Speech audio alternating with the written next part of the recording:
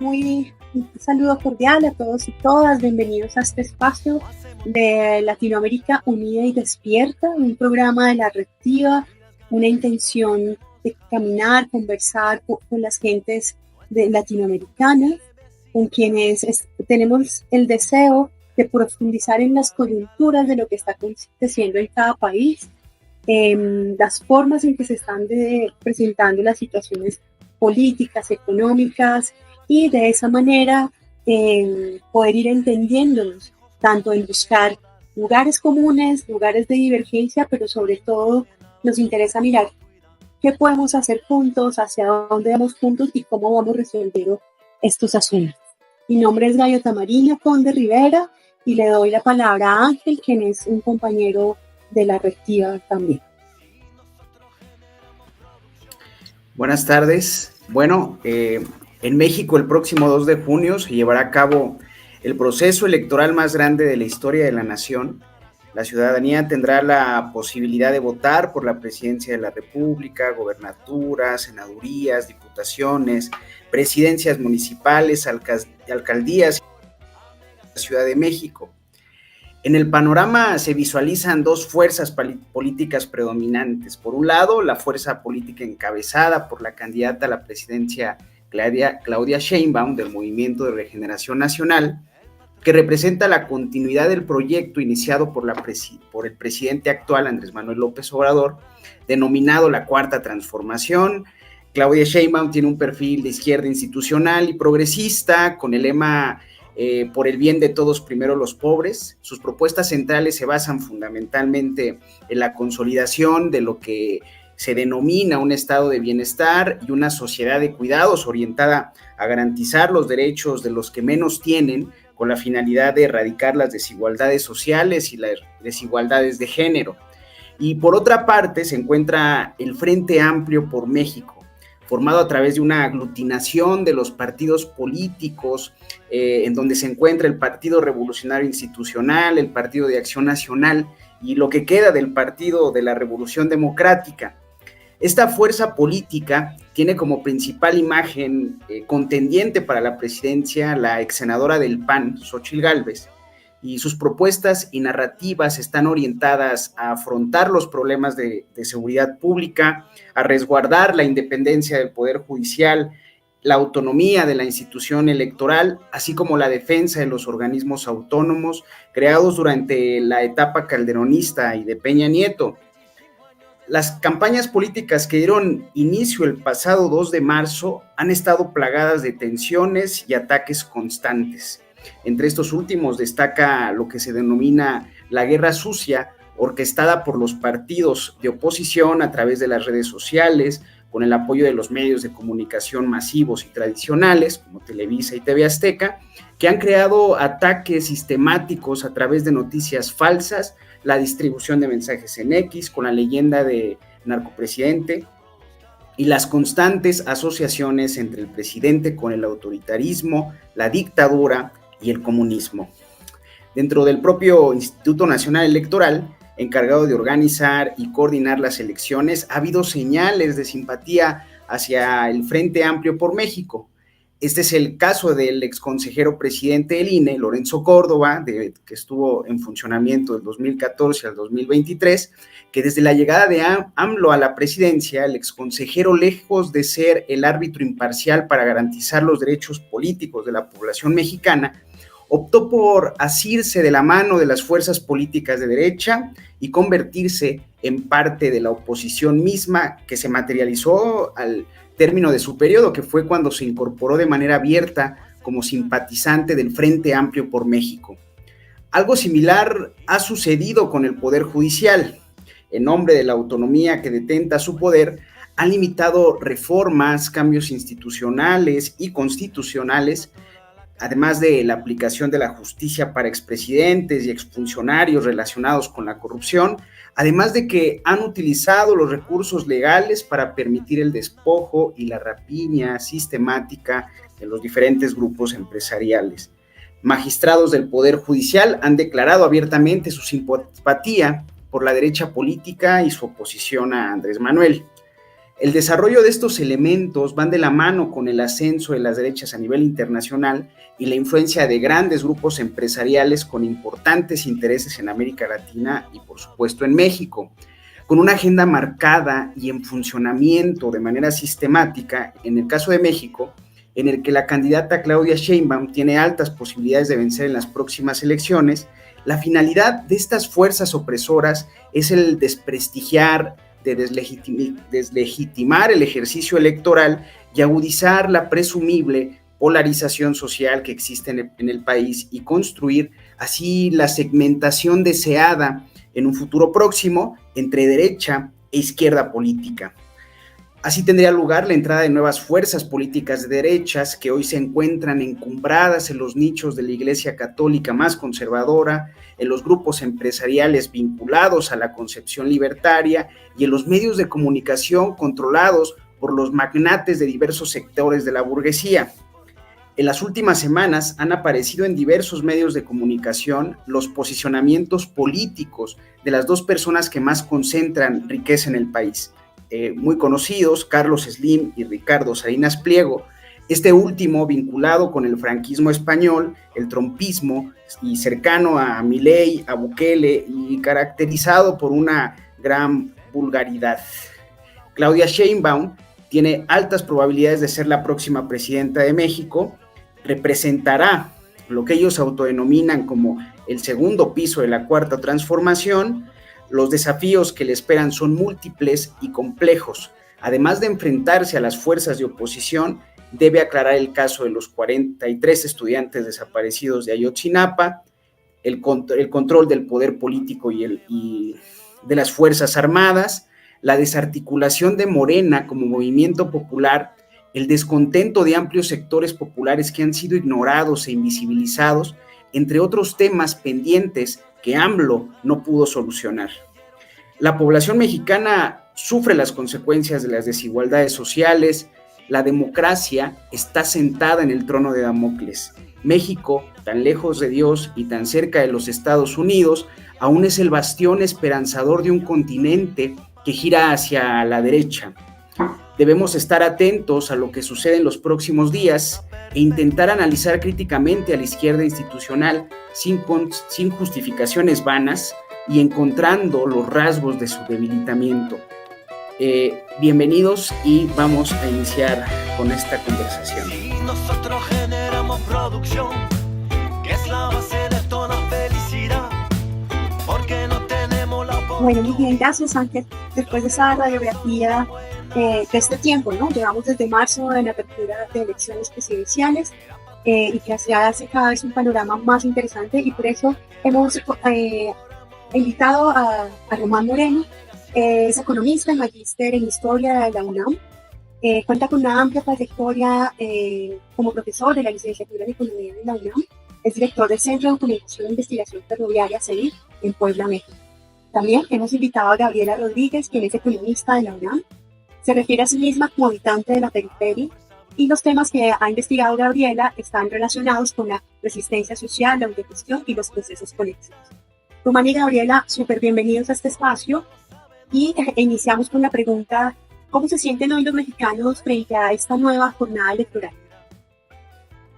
Gabriela. Hola, muchas gracias por la invitación. En cuanto a la pregunta, yo creo que es importante plantearnos que frente a la coyuntura actual del próximo ejercicio democrático, es importante cuestionarnos el quehacer del Estado en el ejercicio democrático en cuanto a si es esto una contradicción terminológica. Es decir, si el Estado puede ejercer la democracia en donde el pueblo toma las decisiones, las ejerce y se beneficia de estas siendo el Estado, o bien esto significa una contradicción terminológica. El proyecto de la 4T en primera instancia pretendió llevar la representatividad de las clases populares al poder político, y bueno, después de ello hemos visto cómo ha generado dentro de su proyecto político y proyecto económico la posibilidad de tratar los síntomas que generaron todos estos años de neoliberalismo económico, Y bueno, creo que es importante poder plantearnos esa pregunta en cuanto a cuáles son los retos de la izquierda en el poder político, en cuanto a cuál es su quehacer en la democracia y la representatividad de las clases populares.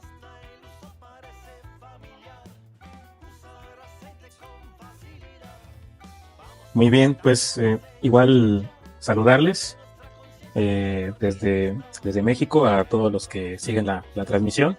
Estamos muy contentos de poder colaborar en este proyecto con amigos, con camaradas en los que hemos transitado distintos procesos por la América Latina. Y bueno, al respecto de esta pregunta, ¿cómo se sienten los mexicanos respecto al proceso electoral? Pues yo creo que se sienten cansados, porque igual en el caso de nuestro país, ¿no? Los procesos electorales son muy largos, ¿no? En el caso de este proceso que quizás podríamos decir, ¿no? Que está el tiempo que corresponde a la campaña y que ese de alguna manera se fue reduciendo, lo que fue pasando un poco para solventarlo por parte de la partidocracia, ¿no?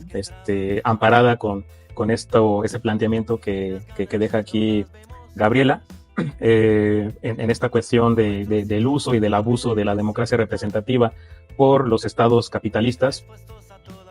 Pues podemos observar para el caso de México que lo que hicieron fue plantear procesos internos, ¿no? Procesos que para que podamos llegar ya al tiempo de la campaña electoral, ¿no? Que esa inició hacia finales de enero de este año, pues tuvo que pasar todo un proceso interno en cuanto a la definición de los partidos para definir a sus candidatos y candidatas. Entonces, pues de alguna manera eso genera un cansancio, ¿no? Hay distintos especialistas que han hablado de eso, de ese proceso en el cual pues la gente, ante toda esa intoxicación y contaminación que precisamente tiene que ver con esos procesos en materia de la propaganda, en materia de la manera en que ellos buscan, ¿no? Tratar de acercarse al electorado, pues ya hay una suerte de cansancio, ¿no? En el caso ya del proceso electoral, bueno, estamos entrando en la etapa final, ¿no? Estamos ya a un mes, ¿no? De que se defina. El próximo domingo será el segundo debate. Para este segundo debate, y de hecho, ¿no? Desde que se iniciaron las campañas, pues no ha habido grandes cambios, ¿no? Ya lo señalaba el editorial, ¿no? Ángel, no ha habido grandes sobresaltos, ¿no? Con respecto a las tendencias, por lo menos de las encuestadoras. Entonces, bueno, pues observamos una continuidad, ¿no? De un proceso que ya se venía anunciando desde hace un tiempo cuál podría ser su posible desenlace, ¿no? Entonces ahí justo pues es donde observamos todos estos claroscuros, ¿no? Esta desconexión, ¿no? Que existe por parte del poder político institucional, ¿no? Todo lo que podemos llamar esa amalgama del Estado capitalista, ¿no? Y los distintos órdenes de gobierno e instituciones, en los cuales pues ellos están en su dinámica, ¿no? Pero hay otra dinámica, ¿no? Hay otras realidades, hay otros aspectos en los cuales pues no, evidentemente, pues por todo esta toxicidad y toda esta vorágine, ¿no? Que precisamente representan esos procesos electorales, que a la postre pues es el más grande, como lo dijo Ángel, ¿no? El cual nuestro país va a tener en su historia contemporánea, en donde están convocados a que participen 95 millones de mexicanos, ¿no? En edad de votar, y que se ha dicho, ¿no? Que quien definirá esa elección serán los jóvenes, ¿no? Los y las ¿no? jóvenes, y dentro de ese sector esta elección la definen las mujeres, ¿no? Entonces hay aspectos que yo creo que no, pues como ocurre, ¿no? En los países, pues existen distintas escalas, existen distintas dimensiones, y pues en ese momento tenemos esta dimensión con respecto al poder, a la definición del poder institucional, pero también tenemos otros aspectos que no se han, digamos que no se analizan, no se discuten con respecto a la propia realidad mexicana, ¿no? Entonces creo que hacia allá también apuntar a lo que planteó Gabriela, y es lo que nos interesaría dialogar, ¿no? Con ustedes el día de hoy. Claro, y bueno, frente a este enorme proceso de disputa por el poder político, ¿no? Entre las diferentes fuerzas, y además cada una de ellas con sus propios intereses, ¿no? Grupos de poder detrás, y además con proyectos que en apariencia pueden parecer distintos. Aquí viene una pregunta, Román y Gaby. ¿Vamos a tener una cuarta transformación para otro sexenio? ¿Y cuáles son los mayores desafíos, justamente como ustedes lo mencionan, frente a este panorama democrático y también al desafío electoral y la participación de la sociedad para su elección? Gabriela, si quieres iniciar. Sí, yo creo que definitivamente lo hemos visto a lo largo de este proceso electoral, que como bien lo menciona Román, ha sido largo y tedioso. En todas las encuestas apunta a que es Morena, el partido de la preferencia. Y bueno, hemos visto también a partir de esto las contradicciones que se han generado en la oposición desde su consolidación y desde la ejecución de su campaña. En ese sentido, yo creo que definitivamente habrá cuarta transformación para el siguiente sexenio. Como bien lo han mencionado, es la continuidad del proyecto, según lo mencionado por la candidata Claudia, pero realmente es poder plantearnos esta situación en cuanto a qué apunta el proyecto, como una parte de hacer una crítica hacia las izquierdas en el poder político, hacia qué apunta el proyecto, si bien se dará continuidad a este tratamiento de los síntomas que, como nos los ha dejado claro la historia, tienden a a instrumentalizar las condiciones de valorización del capital, que finalmente siguen siendo parte del proceso económico en donde se benefician las clases hegemónicas. Entonces, creo que es el debate importante a plantear cuál es la continuidad de este proyecto y plantear quiénes integran este proyecto al día de hoy. Sí, claro, sin duda. Román, ¿cómo podemos dar respuesta a esta pregunta? Sí, yo tomaría el hilo conductor de lo que muy bien plantea Gabriela y abonaría lo siguiente, ¿no? Con respecto a la discusión, con respecto al proyecto que representa el partido en el poder, ¿no? Morena, con una posibilidad muy, muy amplia, ¿no? A dar una continuidad, ¿no? Con su candidata Claudia Sheinbaum, hacia lo que ya ella misma, ¿no? Ha presentado con respecto al proyecto al cual ella pretende, ¿no? Gobernar, y muy matizado, ¿no? Con una retórica, ¿no? Con respecto al estado de bienestar, ¿no? Con respecto a la integración de varios sectores, ¿no? ¿Quiénes están detrás del proyecto de Claudia Sheinbaum? Pues digamos que en esta línea, ¿no? Entre esta distinta gama de la izquierda, bueno, pues ellos representan la izquierda institucional, ¿no? La izquierda que de alguna manera considera fundamental el hecho de entrar al juego democrático de los estados capitalistas, pero en el caso de nuestro país, ¿no? Tenemos también a la izquierda social, ¿no? Y muchos aspectos de la izquierda social, ¿no? Que de alguna manera le dieron la fuerza necesaria a Morena, ¿no? Para obtener los 60 millones de votos con los cuales ganó hace 6 años, pues ahora se han ido diluyendo, ¿no? Y en el caso de Morena, pues se observa con mucha preocupación, ¿no? Que lo que pueda quedar de ser de un partido de izquierda, pues solamente pueda quedar en el membrete, ¿no? Porque pues justamente para este ejercicio electoral, pues hicieron una serie de alianzas, ¿no? Entonces, un primer claroscuro de un partido de izquierda y de una candidata que dice ser ambientalista, es de que hicieron una alianza con un partido que de verde tiene solamente el nombre, ¿no? Es un partido que siempre ha estado alineado con el partido hegemónico y que al amparo de ese partido se han hecho un montón de proyectos extractivistas. Tienen ellos la gobernatura en Chiapas, el grupo político que administra, que gobierna el estado de Chiapas, pues es toda la familia y todos los sectores que vienen de este partido verde, con Manuel Velasco, y ya sabemos la situación que está ocurriendo en Chiapas, ¿no? Lo han denunciado los zapatistas, ¿no? Nuevamente, esta hostilidad por parte de los grupos paramilitares, la presencia ya incluso de grupos de cárteles del narcotráfico, en particular Cártel Jalisco Nueva Generación, disputándose la plaza con el cártel de Sinaloa. Un montón de represión y asesinatos contra defensores de los territorios, defensores de las mujeres indígenas, etcétera, ¿no? Tienen Claudia Sheinbaum, el coordinador de su proyecto es ni más ni menos que Juan Ramón de la Fuente, ¿no? Y quien tenga un poco de memoria histórica, hace unos días sabemos que se conmemoró el 25 aniversario del inicio de la huelga estudiantil en la Universidad Nacional Autónoma de México, que esa, bueno, obviamente con lo que pasó en días recientes, que con las manifestaciones masivas en Argentina, pues es una de las batallas más grandes contra el neoliberalismo en América Latina y por la defensa de la educación pública, y que fue apagado ese movimiento precisamente por ese personaje cuando fue rector. Él fue el que mandó o el que autorizó que ingresara la Policía Federal Preventiva, ¿no?, al campus universitario, ¿no?, y que encarcelaran a un montón de nuestros compañeros y compañeras. Entonces, esos son los claroscuros que hay que observar con respecto a las posibilidades del proyecto, y lo que en el caso de que nos representamos y nos sentimos más vinculados, ¿no?, dentro de la izquierda social, pues es lo que tenemos que poner en el balance, ¿no?, y tenemos que ir discutiendo, ¿no?, qué es lo que va a ocurrir en estos 6 años.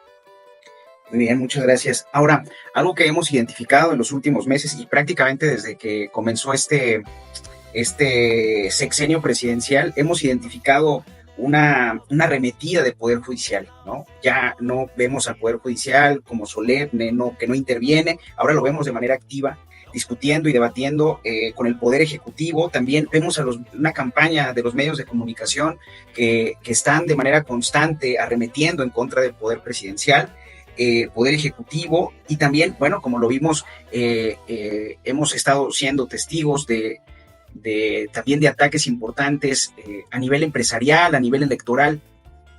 ¿Cuál es la lectura adecuada para poder comprender esto que está sucediendo? Eso no sucedía en sexenios anteriores. ¿Qué es lo que está pasando en que se están desarrollando justamente estas oposiciones, digamos, más férreas y contundentes? ¿Cómo podemos hacer lectura de ello, Gabriela?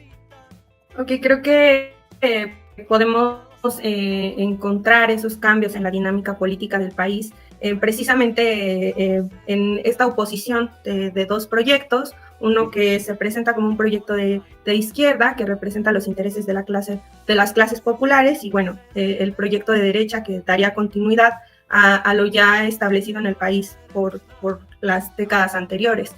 Definitivamente el poder jurídico es el que tiene la posibilidad de hacer valer el ejercicio de la legalidad. Y en ese sentido se presenta como una importante oposición en cuanto a los alcances que puede tener la representatividad del Estado, de las clases populares. Es decir, de ahí viene la pregunta, ¿no? ¿Cómo puede el Estado, siendo el Estado, gestionar una democracia en donde se puedan ver reflejadas las necesidades de las clases populares si el poder jurídico y el derecho como tal no concuerda con ello? Si podemos ver cómo existen tantos anacronismos en la Constitución que son el reflejo de esa lucha social y de la preservación de como lo ha comentado Román, de esa lucha y esa resistencia frente a las privatizaciones que se dieron en décadas anteriores. Sí, muchas gracias, Gabriela. Román. Bueno, es que es una cosa igual interesante, ¿no? Y tiene que ver con como ponerlo en las escalas, ¿no?, de las que estamos ahorita conversando, y es complejo, ¿no? Porque bueno, pues ahora igual, ¿no?, se ha hablado, ¿no?, por esta disputa, ¿no?, con respecto al Poder Judicial, pero bueno, esa disputa con respecto al Poder Judicial y denunciarlo, ¿no?, en su carácter de defensores, ¿no?, de los intereses de la clase dominante, eso siempre lo ha hecho la izquierda social, ¿no?, en nuestro país.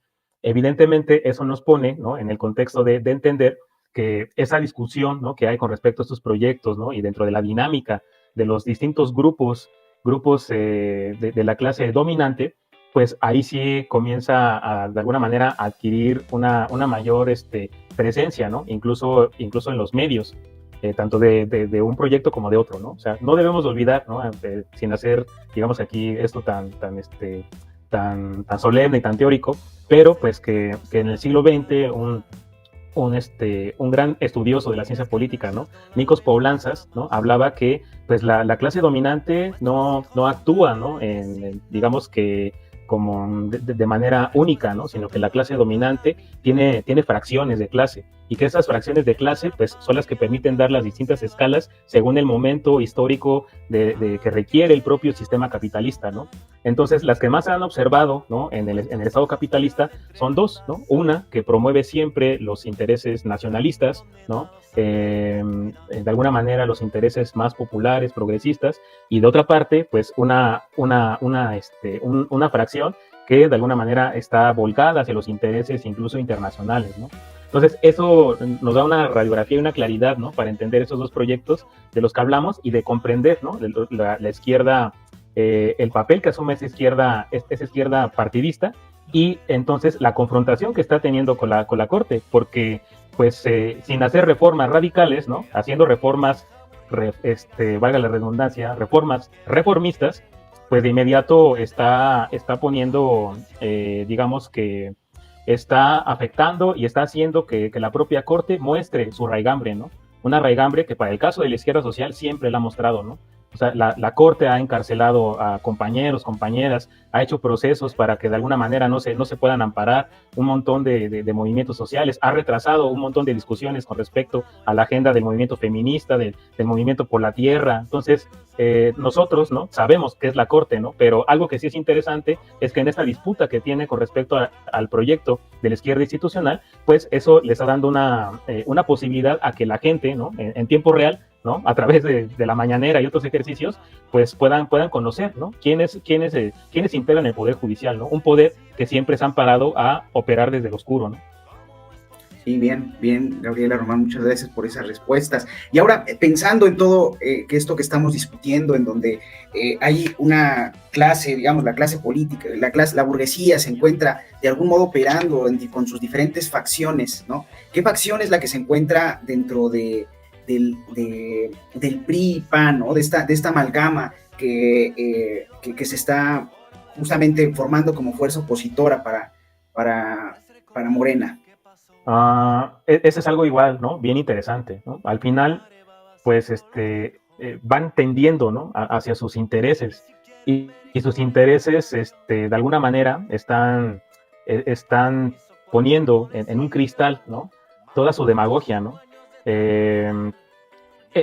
Igual, ¿no?, el partido revolucionario institucional, ¿no?, se convierte en el partido hegemónico de poder en nuestro país, ¿no?, a partir de un proceso largo, posterior de la revolución de 1910, y se consolida como un partido de sectores a partir de su reforma en 1947, ¿no? Y de ahí, bueno, pues todos los presidentes fueron de este partido hasta la llamada transición democrática, cuando Vicente Fox gana las elecciones del año 2000 e ingresa el PAN. Sin embargo, la historia del PAN, ¿no?, el PAN surge como un partido de oposición del PRI, ¿no? Sin embargo, conforme va pasando el tiempo, el PAN va de alguna manera, dentro de los propios grupos del PAN, el grupo que va cobrando mayor relevancia es aquel que es contrapuesto a los que en ese momento se consideraban como los panistas más puros y los que tenían aún más arraigada la idea de la democracia liberal, ¿no? Una democracia liberal burguesa, ¿no? Que ellos era lo que de alguna manera más criticaban al PRI, ¿no? Entonces, el grupo que empieza a tener mayor presencia en el PAN es el de los empresarios, y esto ocurre a partir de una ruptura que hay con el gobierno de Luis Echeverría Álvarez, ¿no? Muchos de los empresarios comienzan a vincularse a una organización que va a ser el Consejo Coordinador Empresarial, ¿no?, el Consejo de los Hombres de Negocios, y estas se van a empezar a vincular más al PAN, al grado que pues ellos mismos van a ir financiando ese partido, van a hacer una alianza en el sexenio de Carlos Salinas de Gortari, y la alianza que van a asignar es precisamente porque ahí hubo un fraude electoral, el fraude electoral de 1988, que le quita la presidencia de la República a una alianza de partidos de izquierda, ¿no? Había muchísimos partidos de izquierda, algunos incluso desde la clandestinidad, algunos otros que se habían optado por la vía, digamos que electoral, democrática, burguesa, ¿no? Se van a fusionar en la campaña de Cárdenas, y de ahí va a surgir el partido de la Revolución Democrática, ¿no? El partido que por mucho tiempo fue considerado el partido de la izquierda institucional, ¿no? Y del otro lado, pues en el PAN, para avalar este fraude electoral, al PAN Carlos Salinas de Gortari le da la oportunidad de gobernar algunas entidades de la República. Una de ellas, ¿no?, la primera que gana un partido fuera de la órbita del PRI, la obtiene en Baja California. Y otra muy importante, y que ahora es un territorio que está sufriendo mucho, Carlos Salinas de Gortari le entrega el gobierno del estado, el gobierno estatal, del estado de Guanajuato. Y de ahí tenemos que Guanajuato ha sido gobernado hasta la fecha por el PAN, ¿no? En esta alianza. Entonces, al final de cuentas, son partidos que, más allá de la retórica de lo que dicen representar y su historia, actualmente lo único que los une es el dinero, sus intereses, los negocios que tienen en todos los territorios, porque al final de cuentas, algo que no logró romper la Revolución Mexicana es de que en el territorio mexicano, que es un territorio extenso, existen un montón de grupos caciquiles, ¿no? de pequeñas burguesías a nivel estatal, y esas pequeñas burguesías están en las órbitas de los partidos. Y ahora, un poco retomando lo de la pregunta anterior, están ya en la órbita de Morena, ¿no? Muchas de las alianzas que Morena hizo a nivel estatal son con esos grupos que operan y que administran ciertos territorios. Y de ahí viene la preocupación, porque imagínense la paradoja, ¿no? Como decía Gaby, Morena surge de toda una alianza popular. Entonces, una de las quejas de muchos de los militantes de Morena es de que no se les haya considerado ser parte o ser candidatos, y que las candidaturas se les haya dado a personajes que nunca han militado en Morena, ¿no? Y que ni siquiera entienden, ¿no? O sea, ya no hablemos de una izquierda radical, ¿no? Ni siquiera entienden los principios más básicos de una izquierda institucional, ¿no? Entonces, ya sabemos qué ocurre, ¿no? La historia nos muestra que ese fue el camino que siguió el PRI, ese fue el camino que lo amalgamó como el partido hegemónico que administró los intereses de la clase dominante en nuestro país por más de 90 años. Sí, muy bien, Román. Gaby, ¿dónde ubicas los intereses de la derecha mexicana? Sí, precisamente creo que, siguiendo un poco con lo que comenta Román, el hecho de tener acceso al poder hegemónico del Estado significa poder instrumentalizar de manera amplia los procesos de valorización de capital.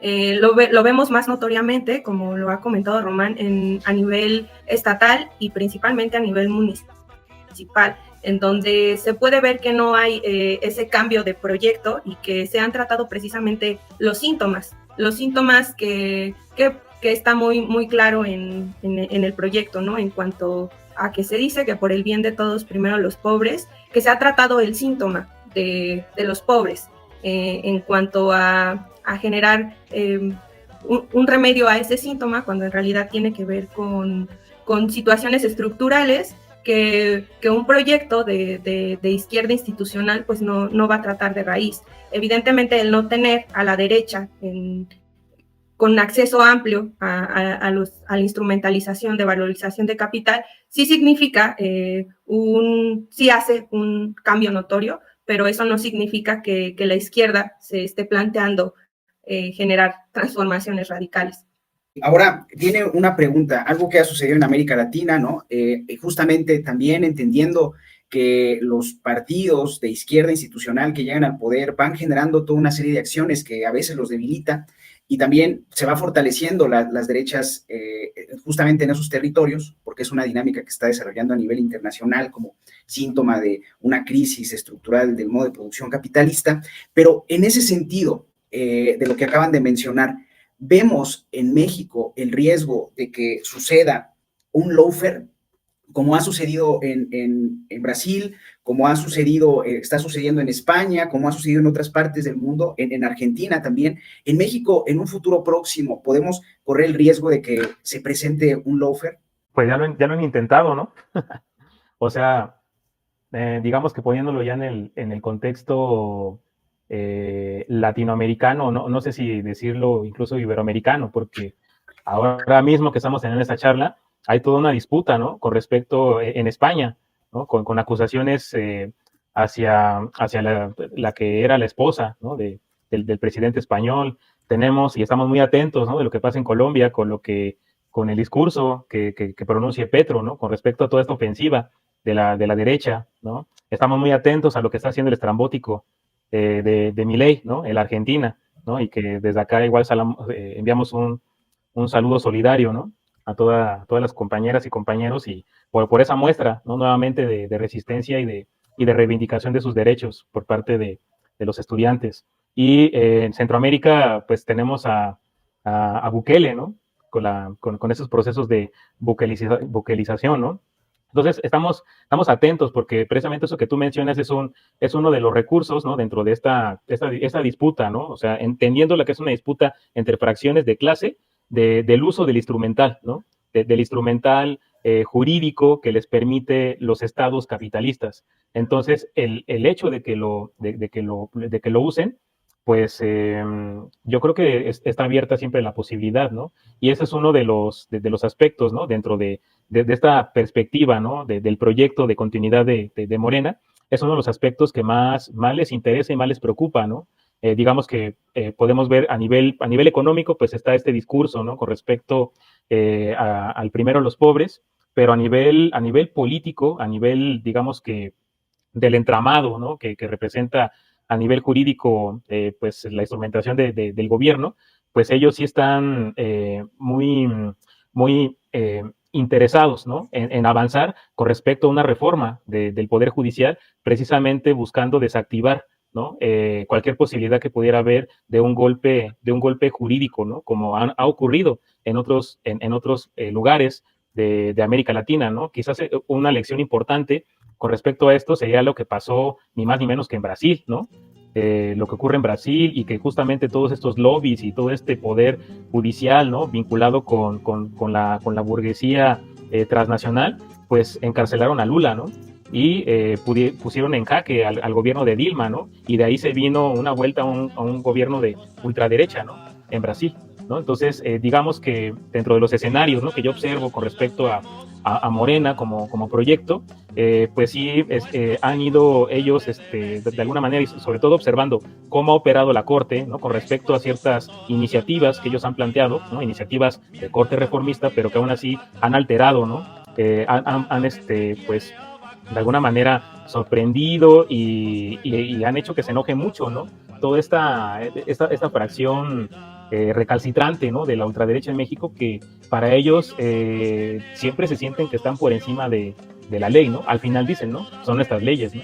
Entonces, pues yo creo que en el caso de Morena, pues un poco este planteamiento que ellos han hecho desde la campaña, ¿no? De lo que Andrés Manuel definió como el plan C, pues va en ese sentido, ¿no? De poder asegurar, ¿no? Tanto en el poder legislativo como a nivel de la Corte, posibilidades para poder afianzar algunas de las reformas que ellos están visualizando, ¿no?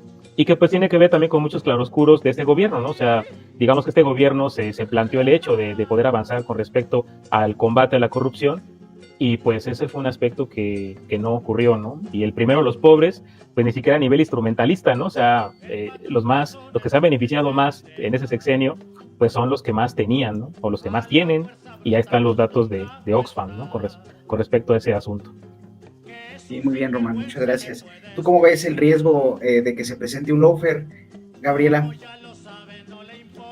Sí, creo que precisamente por ello es muy importante la coyuntura actual, porque, bueno, Morena llega al poder político a partir de tener el abanderamiento de representar a las clases populares, y después de ello este sexenio ha ido transcurriendo en un mismo sentido y se ha ido conformando de posiciones que no van de acuerdo con ello. Creo que es muy fácil que se pueda llegar a, como lo mencionaba Romana, que Morena se convierta en un partido hegemónico, más que en un partido que precisamente represente una izquierda institucional. Muchas gracias, Gaby. Ahora voy a hacer una pregunta más y después le voy a dar la palabra a Gaviota, que ella también les va a hacer algunos cuestionamientos, y la pregunta que les voy a hacer justamente está orientada también a entender el funcionamiento del Instituto Nacional Electoral. Durante muchos años, desde su creación, se ha puesto, ¿no?, como una institución fundamental para garantizar los derechos políticos de la población, y además para evitar, en términos muy generales, para evitar los fraudes que se habían desarrollado en 1988 y previamente a esas elecciones. Sin embargo, en los últimos años no ha actuado como un árbitro imparcial, sino que parece ser que está decantado hacia un lado de las fuerzas políticas. Y también lo hemos visto en los días recientes, en donde incluso ha presionado a medios de comunicación libres de otros países para que han cuestionado su contenido y la veracidad de su contenido, como el canal Red en España con la entrevista de Andrés Manuel.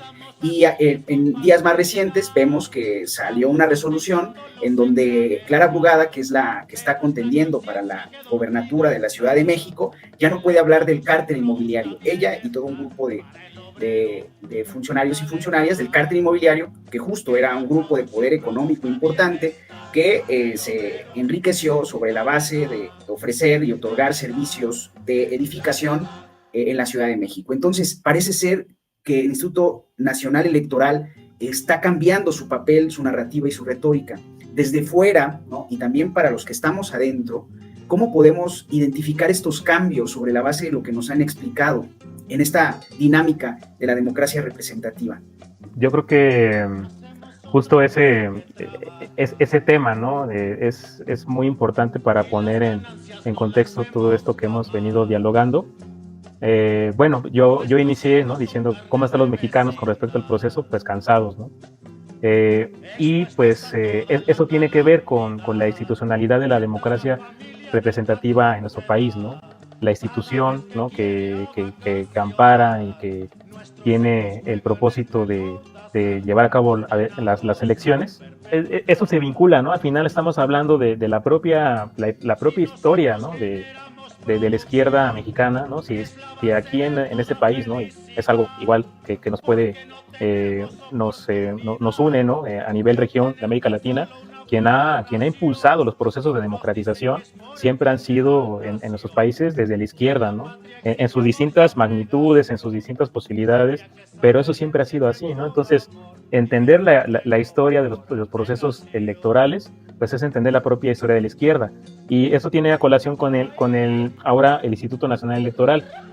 Les hablé de la elección de 1988. Uno de los resultados de ese fraude electoral en esa campaña presidencial fue la creación en ese momento se llamaba Instituto Federal Electoral, porque previo a eso, y eso había sido una pelea por parte de la izquierda, era que quien organizaba las elecciones pues era el mismo gobierno, ¿no? Es decir, era juez y parte, ¿no? Entonces, bueno, ahí hubo una posibilidad, ¿no? O fue lo que ellos plantearon, ¿no? Crear esa institución, pero el asunto de la creación de esa institución es de que no era lo que la izquierda planteaba, ¿no? Con respecto a una búsqueda mucho más ciudadana en cuanto al control y la observancia de las elecciones, sino que más bien todo el entramado de la arquitectura del Instituto Federal Electoral, pues mucho tuvo que ver los propios grupos intelectuales que estaban vinculados de alguna manera a Carlos Salinas de Gortari, ¿no? Entonces, pues como tal, ¿no? Y eso se ha ido agravando, ¿no? Al tiempo, ¿no? Uno puede leer, ¿no? Las distintas discusiones que hubo por parte de la izquierda con respecto a la conformación del IFE y que de alguna manera pues no era tan autónomo, sino que representaba intereses específicos de ciertos partidos, pues ahí está, ¿no? Sigue en esa lógica, ¿no?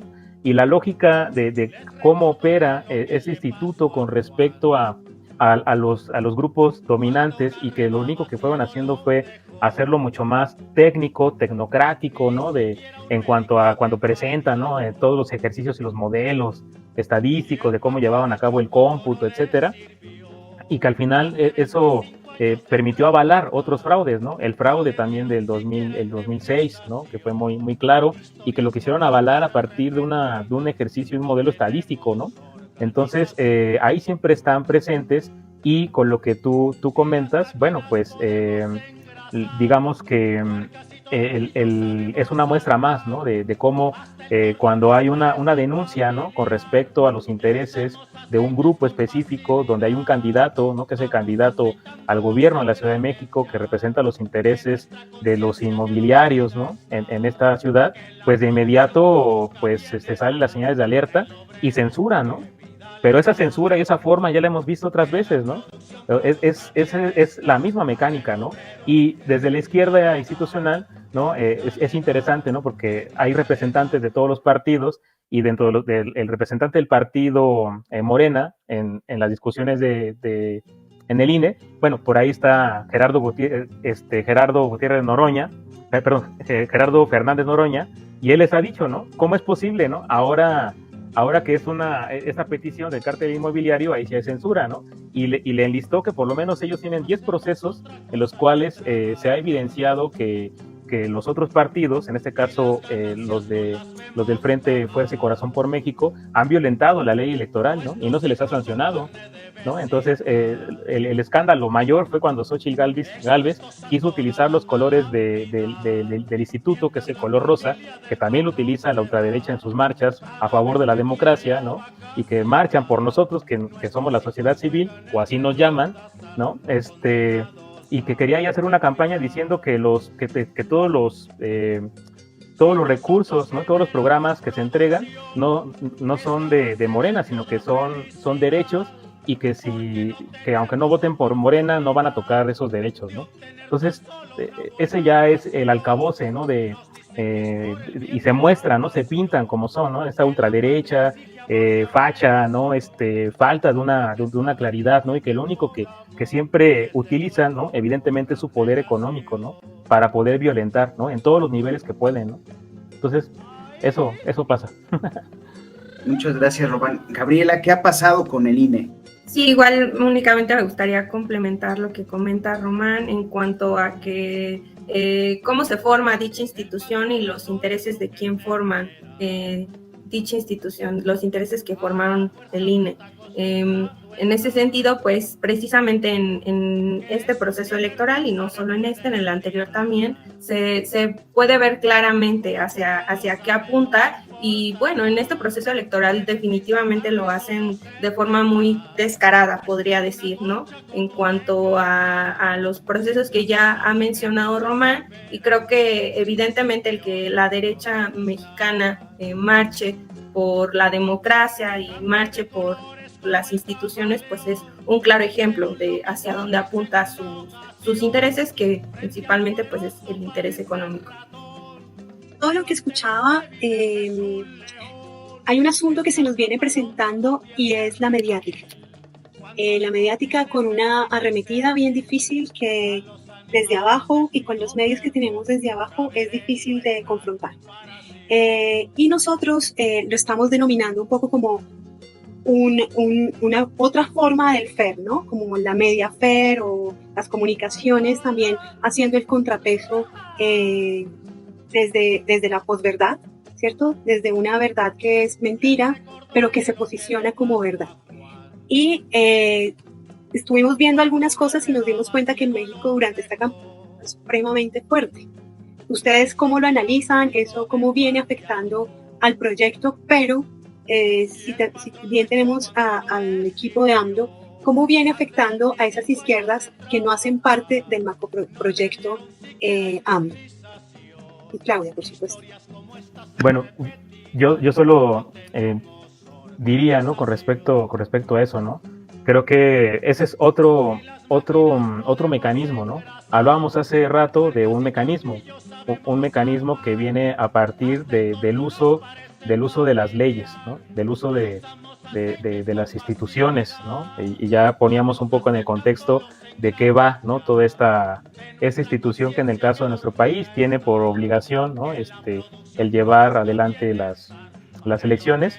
Ahora estamos hablando con respecto a otra esfera también del poder, ¿no? Que tiene que ver con el asunto de los medios, ¿no? Y en nuestro país los medios tradicionales siguen teniendo una posición con respecto al alcance que pueden tener, ¿no?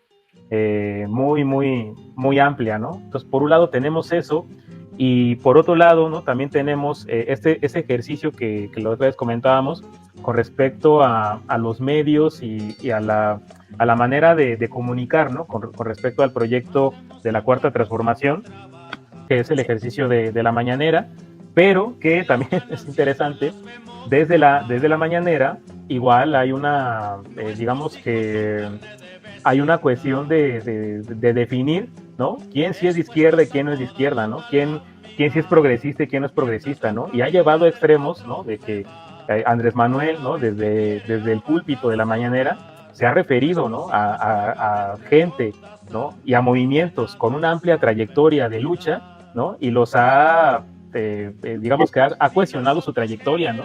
Eso, digamos que ya es una cosa que ya va más allá digamos que de un proceso de izquierda, ¿no? Donde lo interesante siempre es contrastar ideas, etcétera, ¿no? Eso ya más bien parece como una posición con respecto a un caudillo, ¿no? Entonces eso ha pasado con, por ejemplo, ¿no? con Julio Hernández, que es Julio Astillero, ¿no? Que es una de las columnas y uno de los periodistas hoy por hoy más importantes, ¿no? Y que él mismo tiene su propio canal, ¿no? Él rompió con toda esa estructura de los, digamos que de los medios convencionales, y él mismo ha echado adelante un proyecto bien interesante con un montón de periodistas para tratar de mantener pues un ejercicio crítico, ¿no? Desde el periodismo. Hay otros proyectos como Rompeviento, ¿no? A Ernesto Ledesma, que también ha hecho muchos cuestionamientos con respecto al andamiaje del gobierno de la Cuarta Transformación, y también lo ha criticado duramente, ¿no? Al Astillero le dijo progre buena ondita, ¿no? O sea, eso está complicado. En el caso también de cómo se ha referido hacia los compas, ¿no? Hacia los 43, ¿no? Hacia la familia, ¿no? Los familiares de los 43, hacia ciertas organizaciones de la defensa de los derechos humanos, hacia el movimiento feminista, ¿no? También la manera que se ha referido. Entonces creo que eso es un poco complicado, ¿no? O sea, la mañanera le ha servido para comunicar el propósito de su proyecto, pero también es arriesgado y es complicado cuando desmarca, ¿no? Otros procesos históricos, ¿no? Y pues eso de alguna manera pues tiene una resonancia, ¿no? Con respecto a la sociedad mexicana, y pues eso puede provocar, ¿no? O deriva por todas las hordas también de seguidores extremos de Andrés Manuel, pues un linchamiento mediático, ¿no? Lo que acaba de decir Román Gabriela es una de las razones por las cuales este partido puede volverse otro partido súper grueso, duro, inamovible, que no captura ni invita a las demás facciones de las izquierdas, de las otras universidades de las izquierdas, las otras universidades de México.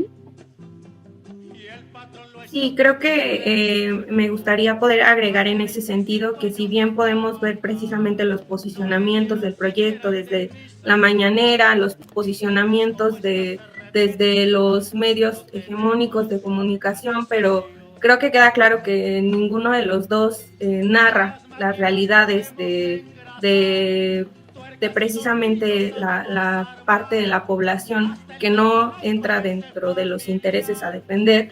Un claro ejemplo es la periferia, y que cuando se trata de narrar estas realidades, pues se hace en cuanto a sus intereses.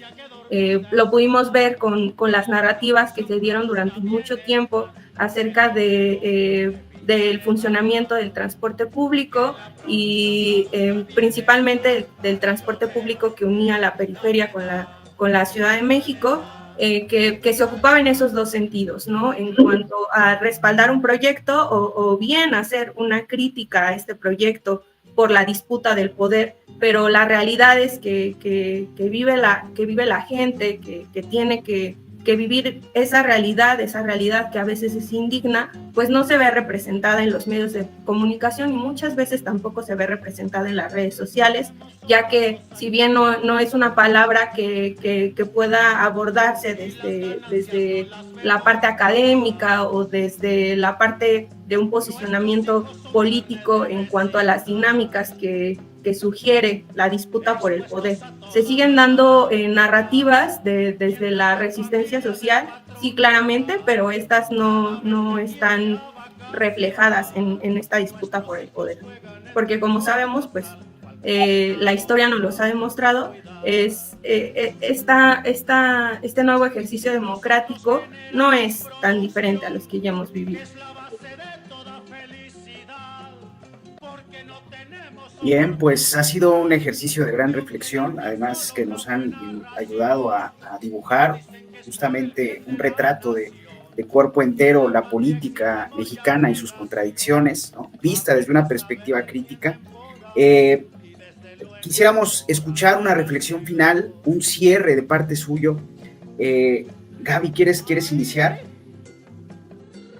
Bueno, a mí me deja muy en el centro de pensar el asunto de cómo nos estamos viendo en radiografía en Latinoamérica, desde México hasta la Argentina. Creo que hay unos puntos bien gruesos y centrales. El extractivismo es un asunto que no nos deja en paz. a ninguno de los países, y que las derechas, en vista de estas pérdidas de terreno político de alguna manera, por lo menos de estar en el poder, se ha incrementado las formas de violencia en las que está entrando en los territorios para poder hacerse a los recursos. En los recursos me refiero al agua, a las tierras raras, etcétera, y con las gentes que habitan en los territorios. Y eso es algo que debemos como empezar a evidenciar. Ustedes hablan de las mafias, los narcos, del paramilitarismo. En este momento en Colombia, que estamos en un gobierno también de corte, se me olvidó la palabra, de un corte distinto, de izquierdas distinto al que venían a las derechas de siempre. El paramilitarismo está disparadísimo. Entonces es un asunto en el que me preocupa, y también he visto cómo a lo largo de Latinoamérica, Ecuador, Perú, se están empezando a ver brotes de paramilitarismo muy fuerte. Lo que me dice es que las formas de la guerra contra los pueblos latinoamericanos se empiezan a subsidiar de estos mercenarios que están agravando la vida de las gentes en los territorios. El otro asunto que me deja muy pensativa es también estas derechas, cómo empiezan a generar burbujas inmobiliarias, ya sea para sus propias formas de seguir manteniendo sus capitales o para lavar dineros de otras fuentes que no están claras, pero que se está viendo en las ciudades cómo crecen la cantidad de edificios, y es una cosa como que de dónde sale tanto dinero para quién puede comprar eso, ¿no? Entonces uno también queda con esa mirada de qué está pasando en ese sentido. Y un asunto que a mí también me dejó muy pensativa, y es cuáles son las formas de la democracia para un gobierno del pueblo. Y es en la medida en que realmente la democracia está pensada para que nosotros los ciudadanos vayamos en ciertos momentos específicos a las urnas, ¿cierto? O realmente está dada para que nosotros seamos quienes ejerzamos el poder desde abajo. Y eso creo que es una forma que no se logra rebasar en ninguno de los países. Es decir, aunque tenemos gobiernos progresistas, ya recordé la palabra, aunque tenemos gobiernos progresistas, no siguen representando a las mayorías de las gentes y van dejando por fuera otros proyectos donde hay otras posiciones que son necesarias, importantes para el debate, para la ampliación de eso que llamamos democracia. Entonces, yo también, de alguna manera, no sé si sea un ejemplo burdo, difícil, pero lo quiero dejar acá en la mesa, y es cuando nosotros en Colombia votamos durante muchos años por un gobierno que fue absolutamente represor, ¿cierto? Yo llegué a decir que eran dictaduras democráticas. ¿Por qué? Porque nosotros mismos las elegimos. Cuando me voy al caso de Salvador, cuando me voy al caso de Argentina y veo los grados de represión con la gente, digo, bueno, ¿qué cosas estamos votando en Latinoamérica? ¿Y por qué estamos votando la represión para nosotros mismos? Y en ese sentido, no sé si tengamos que empezar a cambiar los lenguajes y las formas de enunciar, las maneras en que se ejecuta la democracia y cómo participamos políticamente en estos encuentros, digamos, seriados de ir a las urnas. Por lo tanto, viene la última asunto que te dejo acá también, y es cómo desde abajo construimos medios de comunicación que sí hablen de nosotros, ¿cierto? Que digamos que uno tiene que entender que estas son las formas, digamos, de Internet, de esta nueva forma de comunicación global, porque estamos aquí hoy justo gracias a esta nueva tecnología, más cómo poder ampliar, posicionar, formar medios de comunicación críticos que estén en disposición de entrar en diálogo con otros y que también nos permita ejercer la política para otras formas de apreciar el poder. Eso es como los 4 asuntos que yo pongo de esta conversación que nos tenemos en este tiempo. Gracias, Gaviota. Gabriela, una reflexión final. Sí, me gustaría poder concluir en lo que comentan, en cuanto a que evidentemente es muy importante estar pendientes del proceso democrático que está viviendo el país. No obstante, también es importante plantearnos la democracia como una democracia de Estado, y en ese sentido poder desde la comunidad, desde la colectividad, seguir generando resistencias, defensa del territorio, de la autogestión, porque precisamente hay voces que no entran en los proyectos políticos que hemos visto a lo largo de la historia, ya sean como parte de la izquierda o de la derecha. Creo que es importante seguir sumando al quehacer colectivo, a seguir precisamente generando espacios en donde todas las voces puedan ser escuchadas y todos los planteamientos puedan ser tomados en cuenta, porque precisamente en un espacio de diversidad, un espacio de diversidad no puede caber en un proyecto nacional. Román, tu reflexión final. Pues yo cerraría este ejercicio que, como dice el buen Boris, fue un trabajo precioso, quedó muy bien lo que hemos estado aquí dialogando. Pues cerraría justo con eso, ¿no? Es reivindicar, ¿no?, nuestra historia. Tenemos una historia con respecto a la izquierda social, ¿no?, que está muy vinculada a nuestros territorios, que está muy vinculada con un montón de procesos, y creo que ahí están las respuestas a cómo construir ejercicios de comunidad, ¿no?, ejercicios de una democracia que trascienda todo este marco heredado desde Occidente, ¿no?, heredado desde estas ideas de los estados modernos y de sus distintos elementos a nivel jurídico, político, económico, ¿no? Entonces tenemos toda una riqueza con respecto a estas experiencias que atraviesan los distintos territorios de lo que ahora denominamos como la América Latina, y ahí está, ¿no?, un caso muy importante, ¿no?, que yo quisiera mencionar acá, justo en esas experiencias y en ese transitar, ¿no?, que el motivo de esta conversación fue el proceso electoral, pero en el proceso electoral de nuestro país no se puede entender sin reconocernos con respecto a la historia de la izquierda, ¿no?, a la izquierda de nuestro país, y hay un parteaguas importante donde podemos sacar muchas lecciones, ¿no?, donde incluso no había pues una masificación aún tan fuerte del internet, pues ese levantamiento zapatista, ¿no?, el ZLN, ¿no?, que justo estamos en este año, pues conmemorando el 30 aniversario de su salida al público, por decirlo de alguna manera, ¿no?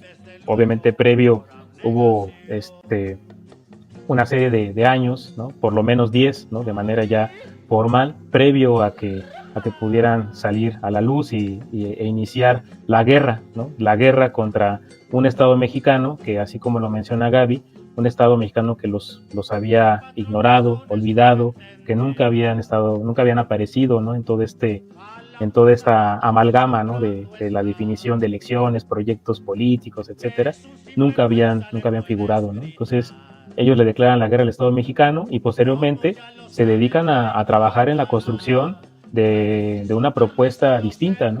Y ahí siguen, ¿no? Siguen construyendo, siguen sin romantizar, ¿no? Pues atendiendo sus problemáticas, ¿no?, y viendo la manera, ¿no?, siempre de ir construyendo, ¿no? Y quizás, ¿no?, ahí, como decía Gaviota, ¿no?, en este cambio de las narrativas, ¿no?, en estas narrativas ya no tan occidentales, bueno, pues ellos pues ya no están preocupados por querer transformar un país, ¿no?, porque la palabra país ya no está en su narrativa, ¿no? La palabra país es una narrativa digamos que del discurso hegemónico capitalista, ¿no? Entonces ellos no están interesados en eso, ¿no? Y tristemente, ¿no?, mucha gente, incluso desde la izquierda, les critica eso, ¿no? ¿Qué han hecho ellos por otros territorios, por otros movimientos? Pues es que ellos nunca se propusieron eso, ¿no? No está en su escala, ¿no? Su escala está una organización específica de su territorio, ¿no? Y esos ejercicios, esas voces, esas resistencias están atravesando todo el territorio, ¿no? Incluso de lo que ahora se denomina como el sur global, ¿no? Entonces, creo que el asunto es estar más atentos de esto, participar, ¿no?, de manera activa, e ir impulsando, ¿no?, estos ejercicios en los cuales nos vamos representados nosotros, ¿no? Y no tengamos que estar discutiendo los proyectos de ellos, sino discutiendo nuestros proyectos y discutiendo nuestro devenir. Eso diría yo. Muy bien, bueno, muchas gracias. Creo que estamos frente a un desafío muy importante en nuestra región. Algo que hemos identificado es que incluso los gobiernos progresistas no han acabado con ese mal que aqueja a las poblaciones de América Latina, que es la pobreza, la marginación, la exclusión social, la pauperización. Lejos de erradicarla, hemos identificado más bien una complejización, como ya lo explicaba Gabriel. Es importante este esfuerzo que realiza la red, justamente porque en un principio intenta concentrar estas voces, las voces críticas, para poder identificar aquellos puntos débiles y elementos fundamentales para poder ubicar cómo funcionan las diferentes políticas de nuestros países y actuar en consecuencia. Ha sido una conversación rica, importante, llena de conocimiento y además con ese toque crítico que siempre estamos buscando en cada una de nuestras sesiones. Y bueno, por mi parte sería todo. Le doy la palabra a Gaviota. Adelante, Gaviota. Bueno, muchas gracias, Juan, Gabriela, Ángel, por este espacio. Para mí ha sido súper ilustrativo, enriquecedor poder comprender qué está pasando y también intentar tener unas miradas más amplias de los comunes que nos juntan. Y bueno, también me despido. Muchísimas gracias y nos vemos muy pronto. Gracias, Román. Gracias, Gabriela. Gracias, Boris, en la producción. Les quiero. Nos dicen que es por el bien de la nación, que la patria exige amor y abnegación. Habrá que saber que entiende por amor y desde luego por abnegación. ¡Hey!